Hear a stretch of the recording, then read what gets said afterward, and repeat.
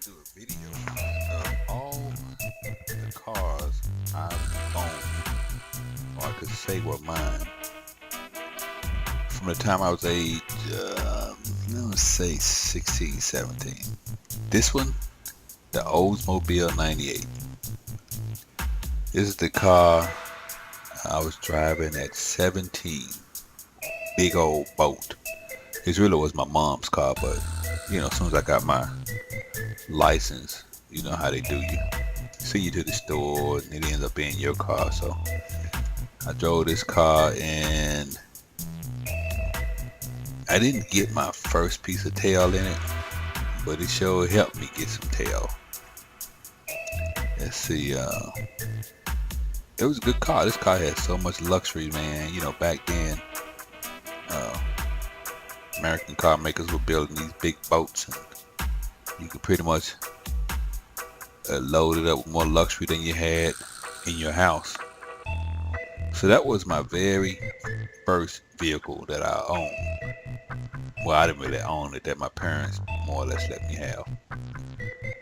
The next car that I actually bought with my money was one of these. I bought this in Germany. Newlywed couple. We needed a ride. In Germany, we walked for I walked for almost 3 months. But in Germany, you don't really walk anywhere. I mean, you can hitch a ride. They got great mass transit, so I wasn't really walking. But of course, you just need a car if you're trying to have a family. So I think some German guy was getting a new one, and he pretty much gave me this car for like $600, and it was in great shape. It was red. Of course, I tricked it out with the stereo, and you know how we do in Germany. Well, American living in Germany. But I had this car back in Zweibrücken, Germany. One of the best kept secrets in Air Force was Zweibrücken, Germany. If anybody ever been there, you know what I'm talking about. Sunny Zwei. But I had two of these. One of them, the first one I had was a red one that got totaled by some drunk guy. I mean, he pretty much squashed the thing up against a brick building, and it was like it had been in one of those car compactor. It was just a nice, squared up, totaled out vehicle. So then I got another one, I think it was a green one. And I'm not sure what happened to it. I think I sold it, or I'm not sure what happened to it. I think it got crashed too. I think somebody hit it in a Saab. These are the cash cars, so of course it got totaled. But this was a really dependable car. Both of them was very, very dependable that I had. Then in 1978, I got this piece of crap, and I don't even want to talk about it. And then as I was leaving Germany, I bought this thing because my ex-wife always wanted a Ford Granada. So we bought it under that military AFES exchange program. I really thought I was balling in this car. But looking back on it now, even looking back on it when I had it, it was a real piece of shit. There's no other way to describe it. The first day I got it, because I didn't get a chance to drive it in Germany, I ordered it. You in Germany, and you can order a BMW from the factory and go have it delivered. And my dumb ass went and ordered a Ford Granada. Think about that for a moment. In any case, got it, picked it up at the port, driving it back to Memphis, Tennessee through Arkansas. Got pulled over because then none of the tail lights worked. Brand new car, 0 miles on it. None of the tail lights worked. Drove it to the Ford dealership in Memphis because I was at home on leave. Went in there, and the crappy customer service. Now mind you, this was in 1980. see, I got back in Germany 82. This is in 82. And some big, heavy set, ignorant ass auto manager was telling me that they weren't gonna be able to fix the car for a month, and I got only 2 weeks of leave, and it's a brand new car. That didn't go over real well, and it turns out all it was a fuse, but it was a fuse that had kind of burnt up one of the fuse connectors, so they had to put a new fuse. It was crazy. Then driving the car back from Memphis when they finally fixed it, going up a hill, the engine is wide open, car ain't going nowhere. It would just get hot. It was like the transmission would just disconnect. This was a real piece of shit. I take that back. This Volvo was okay. This was a real piece of shit. Then I got I forgot a car. I actually traded this piece of shit for let's see, an 81 Nissan 280ZX 2+2. That thing was a beast. Let me see if I can find one of those. It's 82.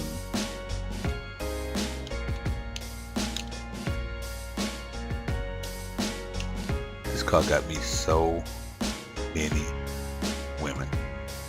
It was ridiculous. Oh, that's the exact one I had right there. Where's the 2+2 at? Right here. This is exactly the car I had. And this thing, the engine was like bulletproof. I drove this thing up and down the highway from Fort Worth to Memphis at least 150 times. And that is a good ride. And I'm talking about wide open. Up to this point, this was the best vehicle I had ever purchased. It was really, really a smoker. And so, then after that, it got totaled by my ex-wife. If you keep counting, you'll find out I've had quite a few ex-wives. Damn it, just as many as I had of cars. Well, not quite. But anyway, she totaled this one day. Somebody in a gas truck hit it from the back and they totaled it. So I went and bought, I think, this. Yes, I got this and it was cool. I bought one of these. It was cool blue. And this was a sweet car. It was underpowered. It did not, it was not impressive at all for a 300ZX. Not at all. But it was a nice car. I had fun driving it. Then I traded it because, of course, married,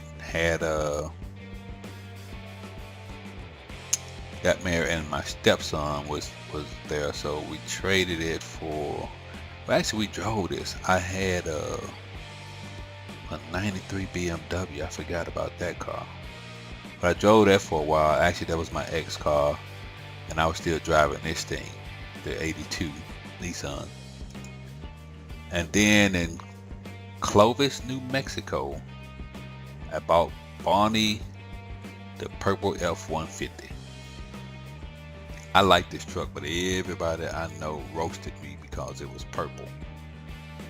But this was a good vehicle, and I ended up trading it. I ended up getting rid of it, and I ended up getting a let's see, I think it was a 82 sedan DeVille.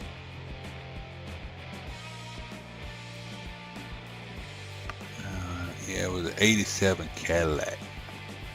I traded that truck. I sold that truck for cash to a guy, and then I bought this Basically because I was getting ready to get out the military and I needed a cash car. I didn't want to pay for it. I was still paying notes on that truck. So I got this 87 Cadillac. And on my way to Fort Worth in Lubbock, Texas, with me, I think my daughter was, and she wasn't even 1 year old. In the middle of summer, the transmission blew up. Literally blew up. So I paid about what, $1,900 for the car. I needed to get the transmission fixed to keep going to Fort Worth. $3,600 for a transmission for this piece of shit. But actually this car was good. Once I put that tranny in it, I drove this car forever. It rode good. The only reason I got rid of it because my ex and everybody was like, "Why are you riding around that old ass car?"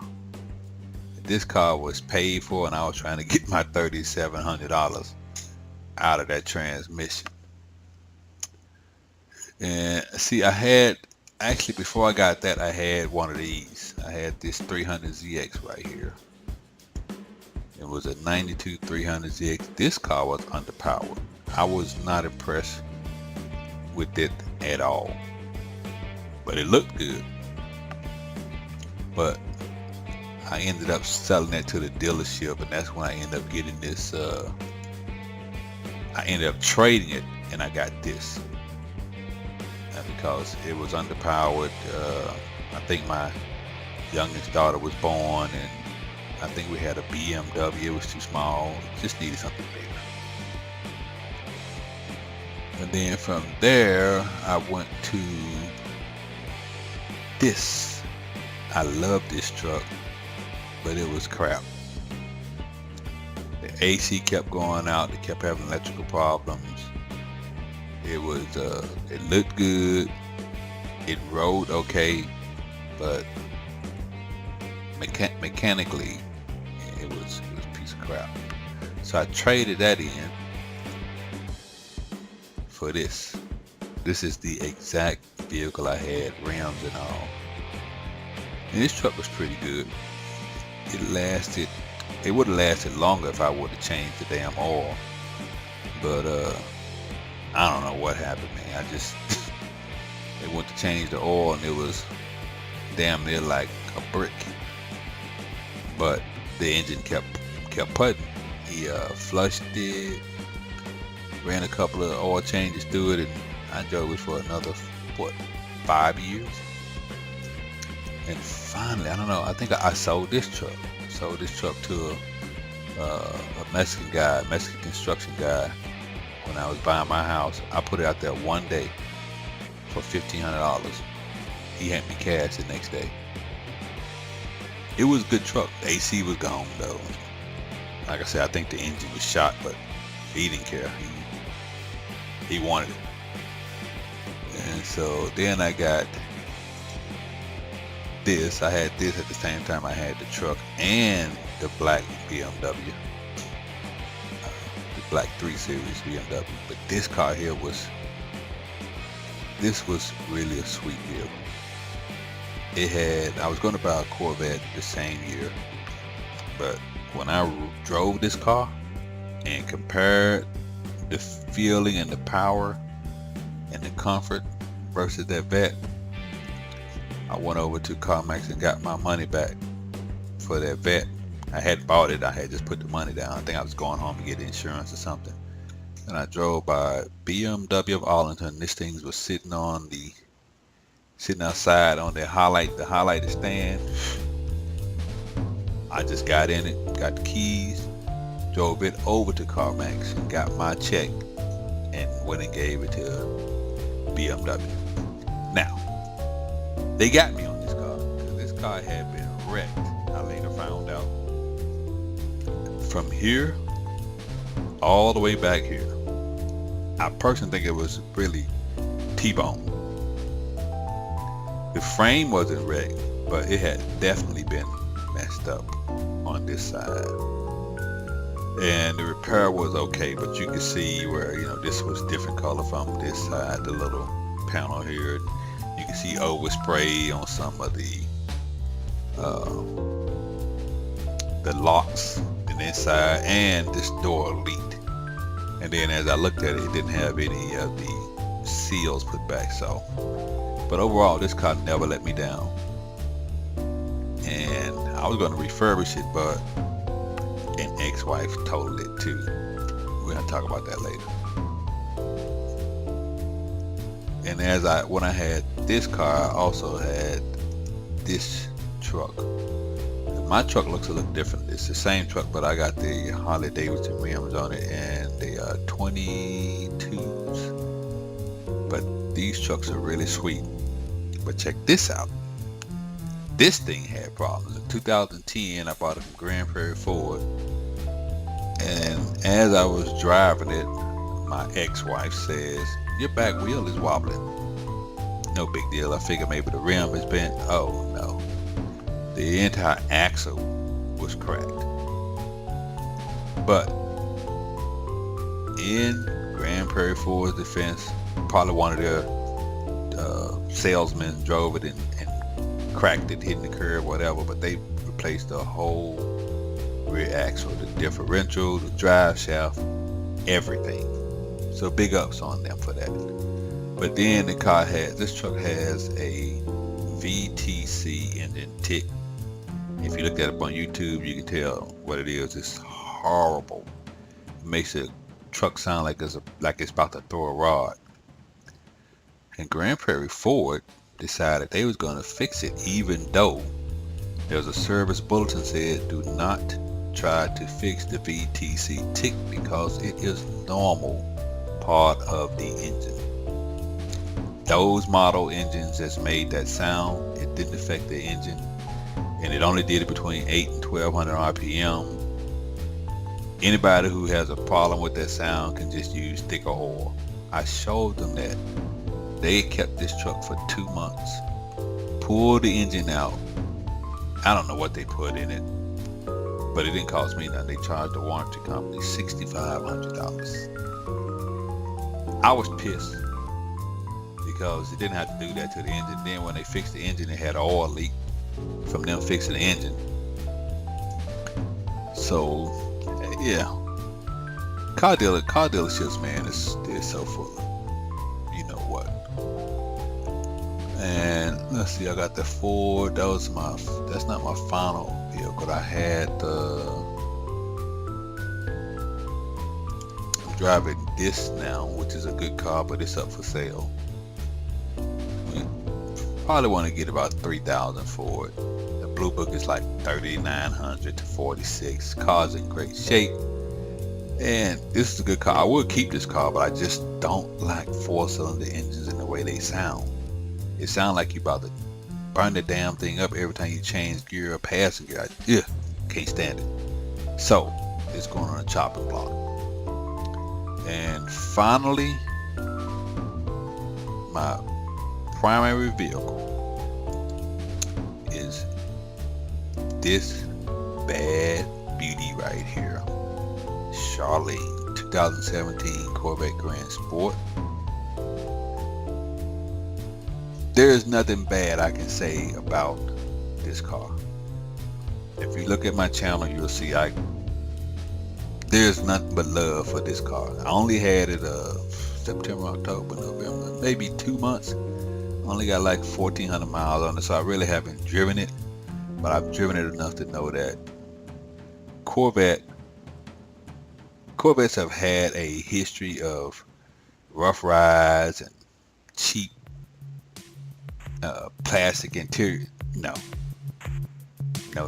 This thing is well put together. This thing has driving modes that will blow you away. You can take it from riding like a 5 Series BMW, one of the top of line 5 Series BMW, to riding like a track car with just amazing power. 460 horsepower, 460 feet-pound of torque. I can't say enough. I wasn't gonna get the red stripes, but that story is already on my channel. I love the red stripes. I love the red calipers. I love the black.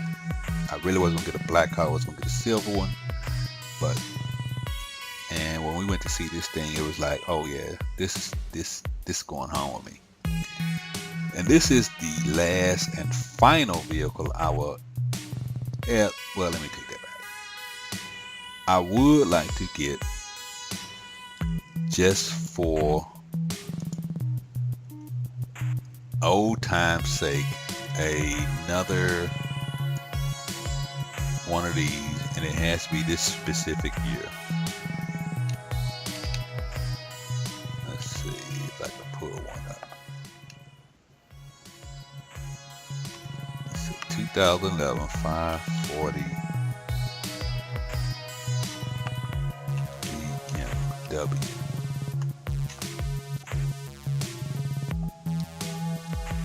This is probably a car. Those aren't 2011s.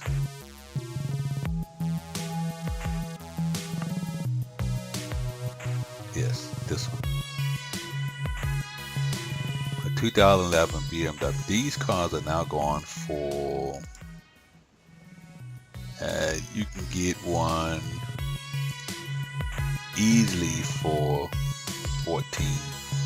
I've seen them as low as 11,000 with 96,000 miles on it. I'll buy a 100,000 mile BMW. Cause I've had one. My 540 I had 176,000 miles on it. Never quit on me. But of course, when you have to take these things to the shop, you're gonna pay an arm and a leg. But this year here with the twin turbo engine, that'll be a car that I will buy to replace the Acura. But I want to play cash for it.